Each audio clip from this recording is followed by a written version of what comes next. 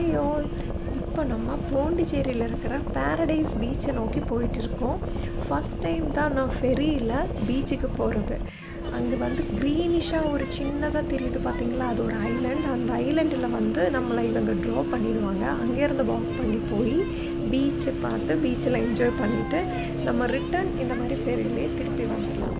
So இப்போ நம்ம ரொம்பவே பக்கத்தில் வந்துட்டோம். அந்த சைடு ஃபுல்லாக பீச்சு, நல்லா வேவ்ஸ் வருது, பெரிய பெரிய அலைங்க வந்துகிட்டே இருந்தது.